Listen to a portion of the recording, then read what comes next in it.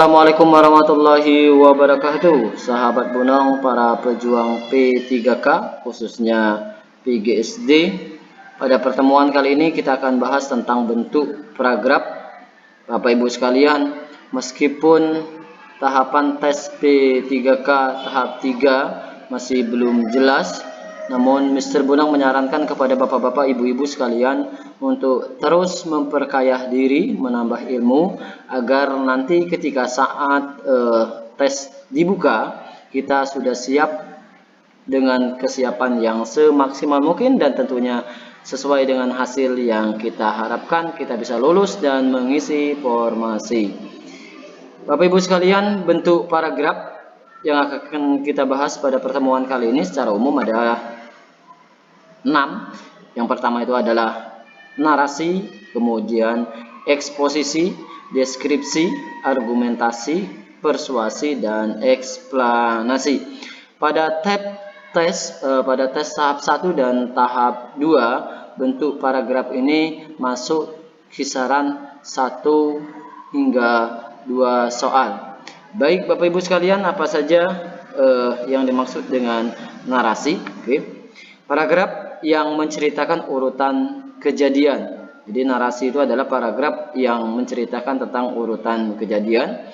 Kemudian eksposisi adalah bersifat informasi atau pengetahuan secara ringkas, jelas, padat, dan menarik untuk dibaca, berisikan fakta-fakta. Kemudian apa? Deskripsi. Ya, deskripsi itu adalah penggambaran suatu objek, tempat, atau peristiwa tertentu kepada pembaca secara jelas dan terperinci. Kemudian apa itu argumentasi? Ya, kalimat-kalimat untuk menguatkan suatu pendapat.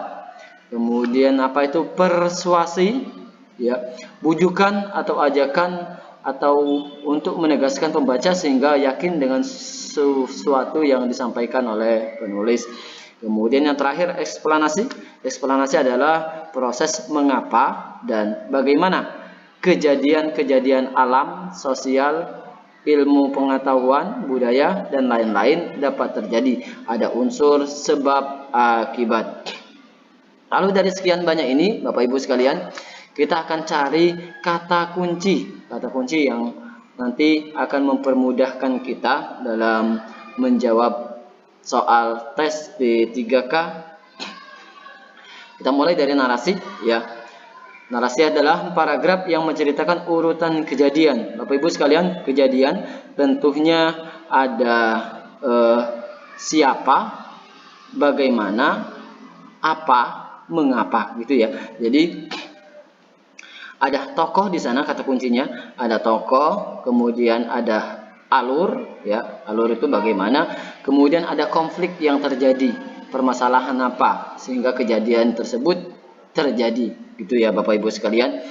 Kemudian eksposisi, ya. Eksposisi bersifat informasi, ya, atau menggambarkan secara ringkas, jelas, padat, dan menarik untuk dibaca, berisikan fakta-fakta. Jadi kata kuncinya Bapak Ibu sekalian adalah fakta. Jadi ada fakta, kalimat yang menceritakan tentang fakta berarti adalah eksposisi. Itu saja Bapak Ibu sekalian, ya. Kemudian deskripsi. Nah, deskripsi itu adalah penggambaran suatu objek, tempat, atau peristiwa tertentu kepada pembaca secara jelas dan terperinci. Berarti di sana ada objek tentunya, ya. Kemudian ada tempat atau peristiwa, ya, tertentu. Nah, kemudian karena penggambaran berarti berhubungan dengan pengamatan, ya, berarti pengamatan itu melibatkan panca indera. Jadi kata kuncinya ada objek, kemudian ada pengamatan panca indera, ya, ada mata, telinga, kemudian kulit, ya, sehingga kita bisa merasakan apa yang diceritakan atau apa yang dideskripsikan, ya. Nanti kita akan bahas bagaimana contoh narasi, kemudian apa itu saja, bagaimana kalimat yang eksposisi, kemudian deskripsi, bagaimana bentuk kalimatnya. Kemudian kata kunci yang selanjutnya adalah argumentasi, ya. Kalimat-kalimat untuk menguatkan suatu pendapat, ya. Berarti jelas sekali Bapak Ibu sekalian ya, berarti argumentasi adalah adanya unsur pendapat pada kalimat tersebut ya. Bising sekali ya Bapak Ibu sekalian. Kemudian persuasi ya. Ya, bujukan atau ajakan untuk menegaskan pembaca sehingga yakin dengan sesuatu yang disampaikan penulis. Berarti ya adalah bujukan atau ajakan. Berarti kalimat yang mengandung ajakan adalah kalimat persuasi. Kemudian terakhir ya, proses mengapa, eksplanasi ya. Proses mengapa dan bagaimana kejadian alam sosial dan pengetahuan budaya dan lainnya dapat terjadi, ada unsur sebab akibat. Berarti ini kata kuncinya, berarti ada unsurnya sebab akibat. Sebenarnya Bapak Ibu ya, hanya ini kata kunci yang perlu Bapak Ibu sekalian hafalkan ya, atau perlu Bapak Ibu pahami, dan juga perlu ya sesuai dengan tips yang disampaikan oleh Mr. Bunong ya. Kalimat ini Bapak Ibu catat ya. Setelah Bapak Ibu paham, Bapak Ibu catat di kertas korean. Nanti ketika ketemu dengan soal bentuk paragraf narasi, kemudian eksposisi, deskripsi, argumentasi, persuasi, dan eksplanasi, Bapak Ibu tidak bingung lagi. Jadi silakan nanti dicatat setelah Bapak Ibu paham ya, dicatat di kertas korean sembari menunggu token, agar ujian kita berjalan dengan lancar, dan ketika kita bingung-bingung sedikit kita bisa melihat catatan yang telah kita buat. Contoh eksposisi. Dalam rangka memperingati HUT RI, pemerintah daerah mengadakan kegiatan lomba kebersihan kampung. Kegiatan tersebut diikuti oleh semua warga RT di Kampung Durian. Semua biaya mulai dari peralatan, konsumsi, dan hadiah kegiatan ditanggung oleh panitia kegiatan. Ini adalah contoh kalimat eksposisi yang bersifat fakta. Kenapa bukan narasi? Karena tidak ada tokoh yang diceritakan, kemudian tidak ada alur dan tidak ada konflik. Kemudian kenapa bukan deskripsi ya, karena tidak ada objek yang diceritakan di sana. Kemudian kenapa bukan argumentasi, karena kalimat ini ya, kalimat di atas ini bukan kalimat yang bersifat pendapat. Begitupun juga dengan persuasi, bukan kalimat yang bersifat ajakan, dan di sana juga tidak ada sebab akibat, artinya bukan kalimat eksplanasi. Contoh narasi. RT 5 sangat antusias terhadap kegiatan tersebut. Semua warga memulai kegiatan dengan mengumpulkan sampah bekas, kemudian setelah itu membersihkan selokan tempat jentik-jentik nyamuk berkembang. Tak berhenti di situ. Pada sore harinya mereka menghias kampung dengan slogan kebersihan dan menyediakan bak sampah dan menghiasinya. Nah, ini adalah contoh narasi Bapak Ibu sekalian, karena alurnya tepat ya, ada alurnya di situ ya. Semua warga memulai, jadi ini yang pertama ya. Lalu tokohnya di sana adalah warga ya.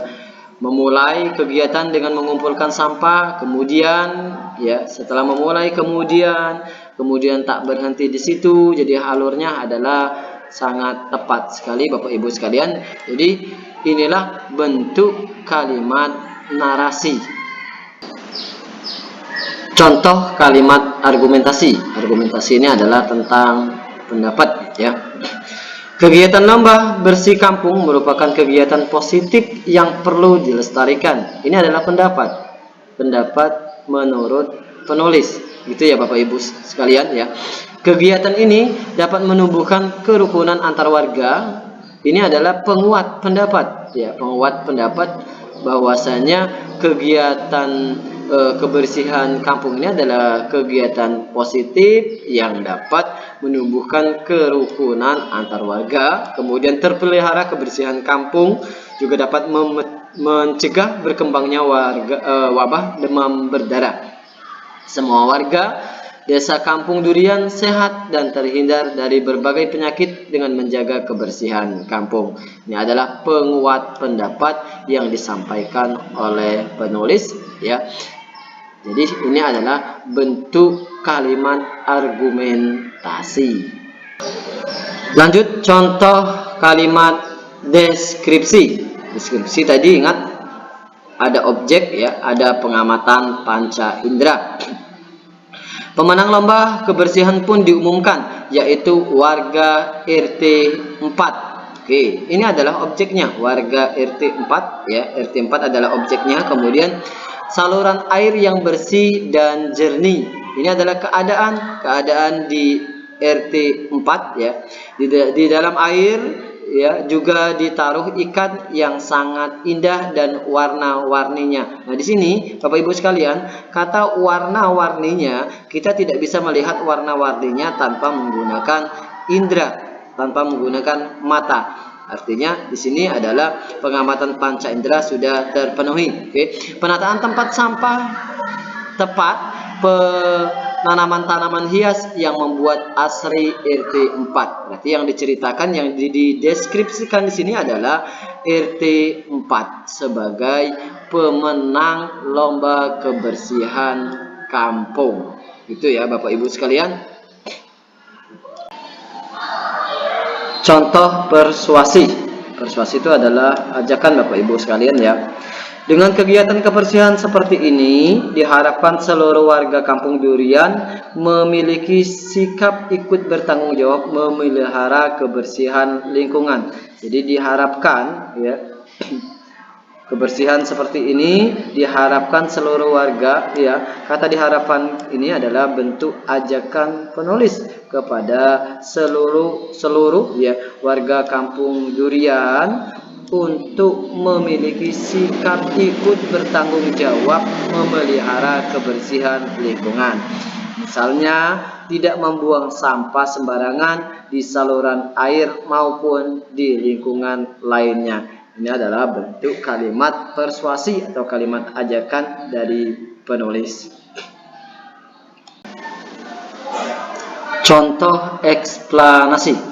Karena kegiatan kebersihan ini dilakukan setiap tahun dan menjadi kebiasaan warga.